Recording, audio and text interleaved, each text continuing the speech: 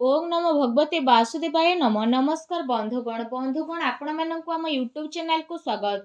बंधुगण आज भिडियो आमे आपण मानक कहवाक जाऊँ 25 और 26 तारीखर दिन आपणकर किपरि सब्यस्त हेबो ता सहित जदि कहबा ए दुई दिन रे ଆପଣଙ୍କ ପାଇଁ ବିଶେଷ ଭାବରେ କିପରି ସ୍ଥିତି ରହିବ, କେଉଁ ସବୁ ଜିନିଷରେ ଆପଣଙ୍କୁ ଫାଇଦା ହେବ, କେଉଁ ସବୁ ଜିନିଷରେ ଆପଣଙ୍କୁ ସାବଧାନତା ଅବଲମ୍ବନ କରିବାକୁ ପଡ଼ିବ, ଆପଣଙ୍କର ଲଭ୍ ଲାଇଫ୍ କିପରି ରହିବ, କ୍ୟାରିୟର କିପରି ରହିବ, ବିଜନେସ୍ ଆଉ ବ୍ୟାପାର କିପରି ରହିବ, ତା ସହିତ ସ୍ୱାସ୍ଥ୍ୟର ମହତ୍ତ୍ୱପୂର୍ଣ୍ଣ ଇନଫର୍ମେସନ୍ ମଧ୍ୟ ଆମେ ଆପଣମାନଙ୍କୁ ଭିଡ଼ିଓରେ କହିବୁ।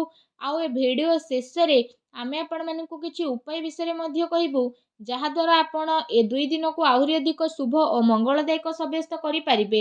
ଆଗକୁ ଭିଡ଼ିଓ ଆରମ୍ଭ କରିବା ପୂର୍ବରୁ ଆମର ଆପଣଙ୍କୁ ରିକ୍ୱେଷ୍ଟ, ଯଦି ଆପଣ ଆମର ଏ ଚ୍ୟାନେଲରେ ନୂଆ କରି ଆସିଛନ୍ତି ଚ୍ୟାନେଲକୁ ସବସ୍କ୍ରାଇବ୍ କରନ୍ତୁ, ସାଙ୍ଗରେ ନୋଟିଫିକେସନ୍ ବେଲ୍କୁ ମଧ୍ୟ ଅନ୍ କରନ୍ତୁ, ଯାହାଦ୍ୱାରା ସମୟ ସମୟରେ ସହ ନୂଆ ନୂଆ ଭିଡ଼ିଓର ନୋଟିଫିକେସନ୍ ଆପଣଙ୍କୁ ମିଳିଯିବ। ତ ଆସନ୍ତୁ ଜାଣିବା କିପରି ରହିବ 25 ଆଉ 26 ତାରିଖର ଦିନ ଆପଣଙ୍କ ପାଇଁ। ଯଦି ସବୁଠାରୁ ପ୍ରଥମେ ଆମେ ଆପଣମାନଙ୍କୁ କହିବୁ ବିଶେଷ ଭାବରେ କି କ'ଣ ଆପଣଙ୍କ ପାଇଁ ଏ ଦୁଇ ଦିନରେ ବିଶେଷ ଭାବରେ ପଜିଟିଭ୍ ରହିବା ପାଇଁ ଯାଉଛି। ଯଦି କହିବା ଫ୍ରେଣ୍ଡସ୍, ଘର ପରିବାରରେ ଦୁଇ ଦିନରେ କୌଣସି ଶୁଭ କାର୍ଯ୍ୟ ସମ୍ପନ୍ନ ହେବାର ବିଶେଷ ସମ୍ଭାବନା ବନୁଛି। ପରିବାରର ଉତ୍ସବର ମାହୋଲ ମଧ୍ୟ ଆପଣଙ୍କର ବନିବ। ସନ୍ତାନ ପକ୍ଷକୁ ନେଇ ଏ ଦିନରେ ଆପଣଙ୍କର ଚିନ୍ତା ମଧ୍ୟ ବଢ଼ିପାରେ ତଥା ଆପଣଙ୍କୁ କୌଣସି ବି ପ୍ରକାରର କୌଣସି ସହଯୋଗ ପ୍ରାପ୍ତ ହେବାର ବିଶେଷ ଭାବରେ ଭଲ ସମ୍ଭାବନା ବନୁଛି। ଏମିତିରେ ଭାବି ଚିନ୍ତି ରଣନୀତି ନେଇକି କାର୍ଯ୍ୟ ଆପଣ କରନ୍ତୁ, ଯାହାଦ୍ୱାରା ଘରେ ଆପଣଙ୍କର ପଦପ୍ରତିଷ୍ଠା ବଢ଼ିବ। ଏହା ସହିତ ଆପଣଙ୍କର କୌଣସି ସ୍ୱପ୍ନ ମଧ୍ୟ ସାକାର ହେବାକୁ ଯାଉଛି। ସେଥିପାଇଁ ନିଜର କାର୍ଯ୍ୟ ଉପରେ ପୁରା ରୂପରେ ଆପଣ ଧ୍ୟାନ କେନ୍ଦ୍ରିତ କରନ୍ତୁ। କୋଉଠି ପୁଞ୍ଜି ନିବେଶ କରିବା ଆପଣଙ୍କ ପାଇଁ ଫାଇଦାମାନ ସାବ୍ୟସ୍ତ ହୋଇପାରେ। ବିଦ୍ୟାର୍ଥୀ ବର୍ଗଙ୍କୁ ପ୍ରତିଯୋଗିତା ସମ୍ବନ୍ଧିତ ପରୀକ୍ଷାରେ ଉଚିତ ପରିଣାମ ମଧ୍ୟ ଏ ଦିନରେ ହାସିଲ ହୋଇଯିବ। ତା ସହିତ ଏ ଦିନରେ ଆପଣଙ୍କର ସବୁ କାର୍ଯ୍ୟ ବହୁତ ଆସାନୀରେ ସମ୍ପନ୍ନ ହେବା ଦ୍ୱାରା ମନରେ ପ୍ରସନ୍ନତା ଏବଂ ତାଜାପଣ ଅନୁଭବ ହେବ। ଅଚାନକ ହିଁ କୌଣସି ଆର୍ଥିକ ସମସ୍ୟା ଆସିବା ଦ୍ୱାରା ଆପଣ ନିଜେ ନିଜକୁ ଚିନ୍ତାମୁକ୍ତ ମଧ୍ୟ ବିଶେଷ ଭାବରେ ଅନୁଭବ କରିବେ। ଏ ସମୟରେ ଗ୍ରହଙ୍କର ସ୍ଥିତି ଆପଣଙ୍କର ବ୍ୟକ୍ତିତ୍ୱକୁ ପ୍ରଭାବିତ ମଧ୍ୟ କରିବ। ତା ସହିତ ଘର କିମ୍ବା ସମାଜରେ ଆପଣଙ୍କୁ ନିଜର ଯୋଗ୍ୟତା ଦ୍ୱାରା ମାନ ସମ୍ମାନ ମଧ୍ୟ ପ୍ରାପ୍ତ ହେବ। ଧାର୍ମିକ ଏବଂ ଆଧ୍ୟାତ୍ମିକ କ୍ଷେତ୍ରରେ ବିଶେଷ ଭାବରେ ଆପଣଙ୍କର ବିଶେଷ ରୁଚି ମଧ୍ୟ ରହିବ।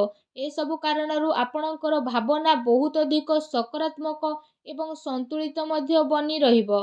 ଏହା ସହିତ ଯଦି କହିବା ଅନ୍ୟର ପରାମର୍ଶ ଅପେକ୍ଷା ନିଜର ଯୋଗ୍ୟତା ଏବଂ କ୍ଷମତା ଉପରେ ଅଧିକ ବିଶ୍ୱାସ କରନ୍ତୁ।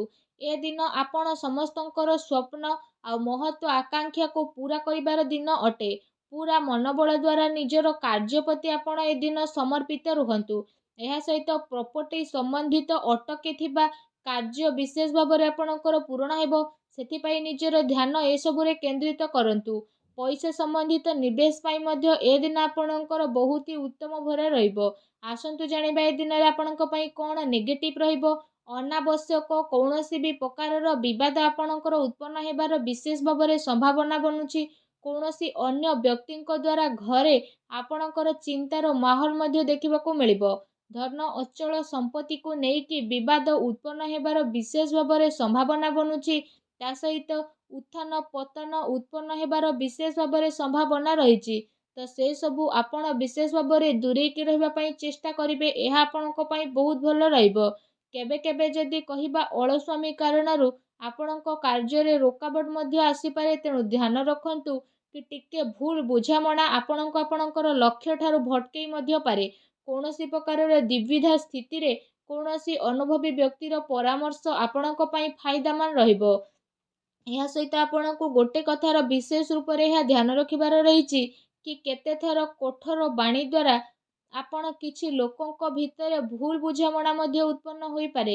ସେଥିପାଇଁ ନିଜର କଥାବାର୍ତ୍ତାରେ ଲଚିଲାପଣ ଆପଣ ରଖନ୍ତୁ। କାମର ଅଧିକତାର ପ୍ରଭାବ ଆପଣଙ୍କ ଶରୀର ଉପରେ ବିଶେଷ ଭାବରେ ପଡ଼ିବ। ସେଥିପାଇଁ ଆପଣ ଲଗାତାର ଆରାମ କରନ୍ତୁ। ଏହା ସହିତ ଯଦି କହିବା ଇଗୋ ଏବଂ ଅତି ଆତ୍ମବିଶ୍ୱାସର ଭାବନା ଆପଣଙ୍କର ମୁଖ୍ୟ କମଜୋରି ରହିବ। ଏଥିରେ ଆପଣଙ୍କୁ କାବୁ ବନେଇ ରଖିବାର ଆବଶ୍ୟକତା ରହିଛି, କାରଣ ଏ କାରଣରୁ କିଛି ଲୋକଙ୍କ ସହ ସମ୍ବନ୍ଧ ଆପଣଙ୍କର ଖରାପ ମଧ୍ୟ ହୋଇପାରେ। ମିତ୍ରଙ୍କ ସହିତ ନିଜର ବ୍ୟର୍ଥ ଟାଇମ୍କୁ ସ୍ପେଣ୍ଡ କରନ୍ତୁ ନାହିଁ। ଏହା ସହିତ କୌଣସି ବାହାର ବ୍ୟକ୍ତିଙ୍କର ହସ୍ତକ୍ଷେପ କାରଣରୁ କିଛି ଚିନ୍ତା ମଧ୍ୟ ଘରେ ଉତ୍ପନ୍ନ ହୋଇପାରେ। ଆଉ ଘରର ବଡ଼ ବୃଦ୍ଧଙ୍କର ଅପମାନ ହେବାର ବିଶେଷ ଭାବରେ ଆଶଙ୍କା ରହିଛି। ଏହା ସହିତ ଖର୍ଚ୍ଚର ମଧ୍ୟ ଏ ଦିନରେ ଅଧିକତା ହେବା କାରଣରୁ ବଜେଟ୍ ମଧ୍ୟ ଆପଣଙ୍କର ବିଗିଡ଼ିପାରେ। ତେଣୁ ଆପଣ ସାବଧାନ ରୁହନ୍ତୁ। ଆସନ୍ତୁ ଜାଣିବା ଏ ଦିନରେ ଆପଣଙ୍କର ଲଭ୍ ଲାଇଫ୍ କିପରି ରହିବ। ପତି ପତ୍ନୀଙ୍କର ଆପୋଷିକ ମଧୁର ସମ୍ବନ୍ଧ ରହିବ। ତା ସହିତ ବ୍ୟସ୍ତତା ପରେ ମଧ୍ୟ ପରିବାର ସହ ଆପଣ ଆପଣଙ୍କର ଟାଇମ୍କୁ ସ୍ପେଣ୍ଡ କରିବେ। ଆଉ ଘରର ବାତାବରଣକୁ ଆହୁରି ଅଧିକ ଖୁସି ଭରା କରିବେ। ପରିବାର ସହିତ ମନୋରଞ୍ଜନ ଏବଂ ସପିଂରେ ଆପଣ ଆପଣଙ୍କ ଟାଇମ୍କୁ ସ୍ପେଣ୍ଡ କରିବେ। ଏହାଦ୍ୱାରା ଘରେ ଖୁସିର ମାହୋଲ ଆହୁରି ଅଧିକ ରହିବ। ତା ସହିତ ଅବିବାହିତ ଲୋକଙ୍କ ପାଇଁ ଏ ଦିନରେ କୌଣସି ଭଲ ପ୍ରସ୍ତାବ ମଧ୍ୟ ଆସିପାରେ, ଯାହାଦ୍ୱାରା ଆପଣଙ୍କ ମନ ବହୁତ ହି ପ୍ରସନ୍ନ ରହିବ। ଆସନ୍ତୁ ଜାଣିବା ଏ ଦିନରେ ଆପଣଙ୍କର ବ୍ୟବସାୟିକ କ୍ୟାରିୟର କିପରି ରହିବ। ପୂର୍ବ କିଛି ଦିନରୁ ଯେଉଁ ବିଜନେସ୍ ପାର୍ଟିରେ ଆପଣଙ୍କର ଭଲ କଥାବାର୍ତ୍ତା ଚାଲି ଆସୁଥିଲା, ଯଦି କହିବା ଏବେ ସେ ସବୁର ବହୁତ ଭଲ ପରିଣାମ ଆପଣଙ୍କୁ ସାମ୍ନାକୁ ଆସିବ। ମହତ୍ତ୍ୱପୂର୍ଣ୍ଣ ଉପଲବ୍ଧି ଏ ଦିନରେ ଆପଣଙ୍କୁ ପ୍ରାପ୍ତ ମଧ୍ୟ ହେବ। ଚାକିରି କରୁଥିବା ବ୍ୟକ୍ତିଙ୍କର କୌଣସି ଟାର୍ଗେଟ ପୂରା ହେବା ଦ୍ୱାରା ଆପଣଙ୍କର ଦିନ ଖୁସି ରହିବ। ବ୍ୟବସାୟିକ ସ୍ଥଳରେ ଆପଣଙ୍କର ଯଦି କହିବା ସ୍ଥିତି ବଢ଼ିବ। କର୍ମଚାରୀଙ୍କର ନିଜର କାର୍ଯ୍ୟ ପ୍ରତି ପୁରା ରୂପରେ ସମର୍ପଣ ଭାବ ମଧ୍ୟ ଦେଖିବାକୁ ମିଳିବ, ଯାହାଦ୍ୱାରା କାମ ସମୟରେ ସହ ଆପଣଙ୍କର ପୁରା ମଧ୍ୟ କରିବା ପାଇଁ ନଜର ଆସିବ। ଏହା ସହିତ ଯଦି ବିଶେଷ ଭାବରେ କହିବା ପ୍ରପର୍ଟି ବ୍ୟବସାୟରେ ଜଡ଼ିତ ବ୍ୟକ୍ତିବିଶେଷଙ୍କର କୌଣସି ବଡ଼ ଡିଲ୍ ହେବାର ସମ୍ଭାବନା ରହିଛି। ଏହା ସହିତ ପବ୍ଲିକ୍ ଡିଲିଂରେ ମଧ୍ୟ ବିଶେଷ ଭାବରେ ଆପଣଙ୍କୁ ଲାଭ ମିଳିବ। ଚାକିରି କରୁଥିବା ବ୍ୟକ୍ତିବିଶେଷଙ୍କୁ କୌଣସି ଅଫିସିଆଲି ଯାତ୍ରା କରିବା ପାଇଁ ପଡ଼ିପାରେ।